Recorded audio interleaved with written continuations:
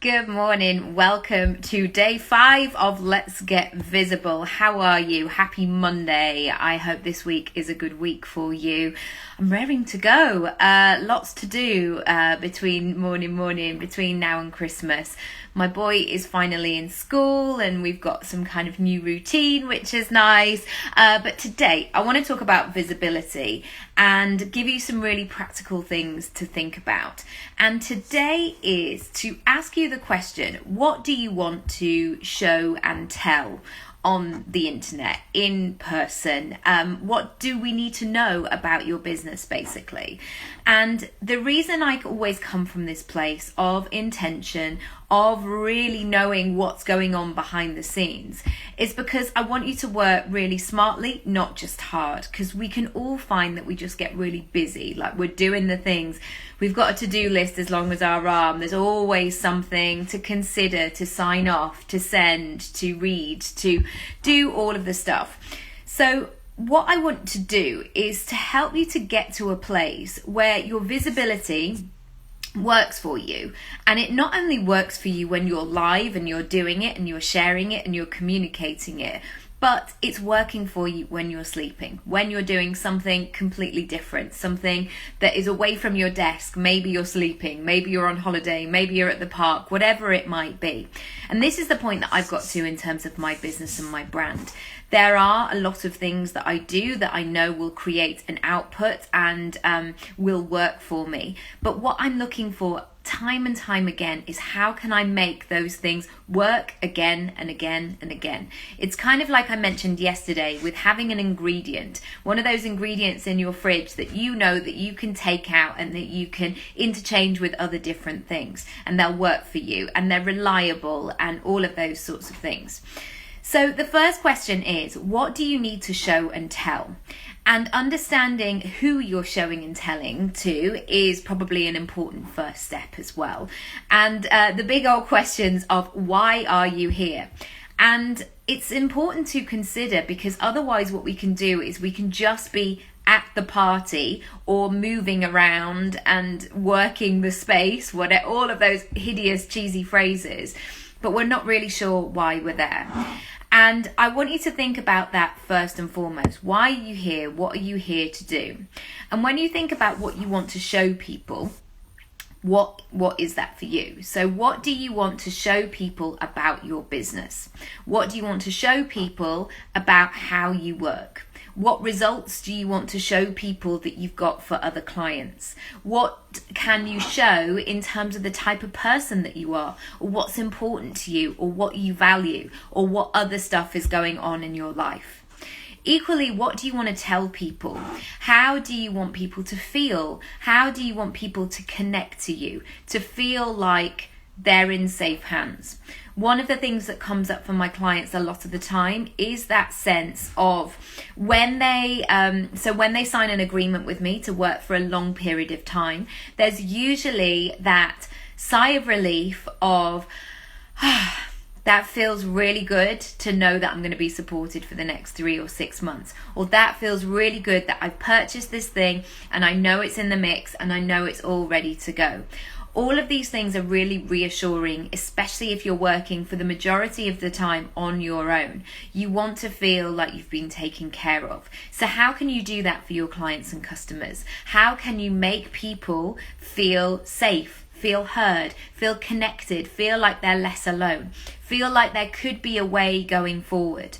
I love it when I have discovery calls as well, where people will come to me and they're like, oh my goodness, I've got all of these things that I need to do. It all feels really overwhelming. I really don't know where to start and I don't know how to make some moves.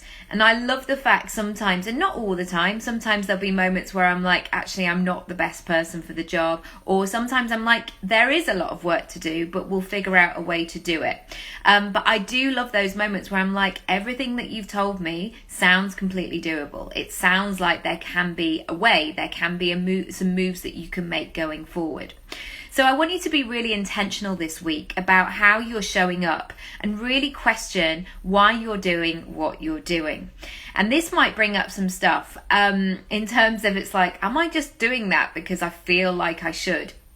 Or am I just sharing something because that's what people in my industry do? Or somebody told me, you know, we've all been to those seminars where people go, you must blog once a week, or you must do 3 videos a week. But if that doesn't work for your business and your brand, and you have that resistance, and I'm not necessarily talking about that comfort zone resistance, I'm talking about that this just does not feel good in the slightest. It's like if I had to wear a crop top every day, basically.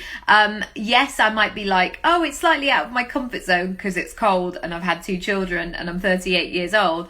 But ultimately, there'd probably be something in me that would be like, there's probably a better way to do this. There's a better outfit that's going to be suited to me much more. So I'm going to do more of that.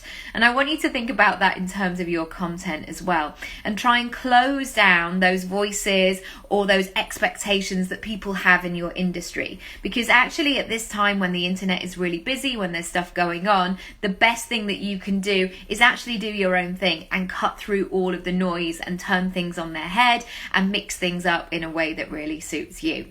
So to take away from today, I want you to think really practically. What are you going to show? And what are you going to tell?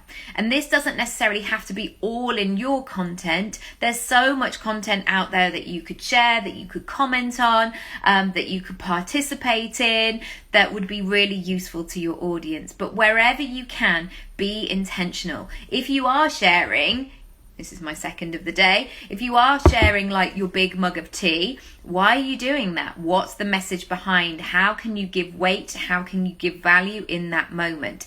And it's not necessarily about, well, I'm going to share this and it's going to lead to sales. It could be about connection, entertainment. It could be about education. It could be about, have I said connection? I think so. It could be about that engagement. It could be building community. It could be bringing a little smile to somebody's day. But I want you to know why you're doing it. And you know what? Sometimes, even though you can have the intention of doing something, you might get some other surprises along the way. I've certainly found that in terms of the podcast. Sometimes I've created an episode and my intention has been one thing, but actually so many lovely ripple effects have come from that moment, have come different realizations or different perspectives or different things that people have taken from it. While we're on the subject of the podcast, it's going to be my highest number of downloads months since I started nearly 3 years ago.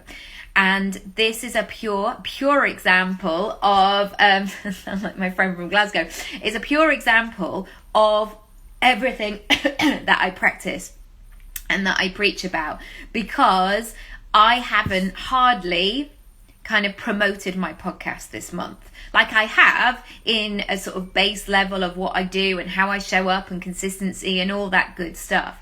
But I'm not going, hi guys, hi, listen to the podcast, you got to listen to it. Like I'm not on stories. I'm not kind of throwing loads of money into it in terms of marketing funnels or anything like that. But what I am doing is I'm trusting that what I'm doing is working. I'm trusting that when I think about what I want to show and tell, and I really make decisions about what those foundations are, like what am I here to talk about? Very early on in terms of really sort of growing my personal brand, I would definitely say, well, I guess since becoming a mum 5 years ago, I made a decision that yes, I'm here to acknowledge the fact that I have 2 small children. Absolutely, because I do, and they're my world and all of that good stuff. But I'm not a parenting expert. I'm not here to say like, this is how you should feed your baby, or this particular way is going to be suitable for all children. I don't have that experience. So I mentioned it yesterday, this book, Gay Hendricks, The Zone of Genius, has really helped me filter down and really look at what is going on. How can I be useful in this moment? And as you'll notice, even though sometimes you might listen to the podcast and you'd be like, yeah, she talks about lots of different things.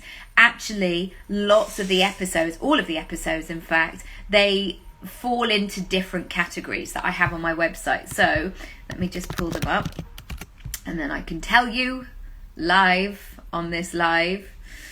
Okay, so in terms of the interviews that I have interviews with authors, creatives, content creators, digital experts, founders, and well-being experts. So 5 categories. So when people are pitching to me, or when I'm reaching out to people, I want to make sure they sort of fall into one or sometimes many of those categories. And then likewise, what I'm looking at, I'm looking at episodes that are going to share my business favorites: elevating your personal brand, mindset and facing fear, money chat, motherhood, raising your profile and visibility, and the ugly cry lessons. So every step of the way, I've kind of got this framework of really understanding why I'm doing what I'm doing. And what will happen is that once you have that framework, everything starts to become everything starts to become much clearer, because you realize like why you're here to do the thing. And what you'll find is you end up streamlining everything and looking at it in a very different way and making it work for you. You then become the go-to expert. You then become booked for speaking gigs, for podcast episodes. People ask you to collaborate, all of these things. So yeah, there's so much for you to think about. If you've been following along this series about getting visible, feel free to go over to my website, nikkiraby.com, and you can sign up and you can get all of the series there. It's all free. I'm talking about Let's Get Visible because it's a year since I launched my Speak Up program, which is all about helping you to become more visible, get speaking gigs, create digital masterclasses, all kinds of things. So do check that out. It's under... If you go to build and monetize your personal brand, if you go to step 3, that's all about becoming visible, and you'll see the Speak Up link there. So thanks so much for listening. Do come on over and join if I can help. And also, if you're saying, I'm not very good at being visible, this is exactly why you need it, because especially in this noisy, busy internet space, now is the time to make some moves. Thanks so much for watching. Happy Monday.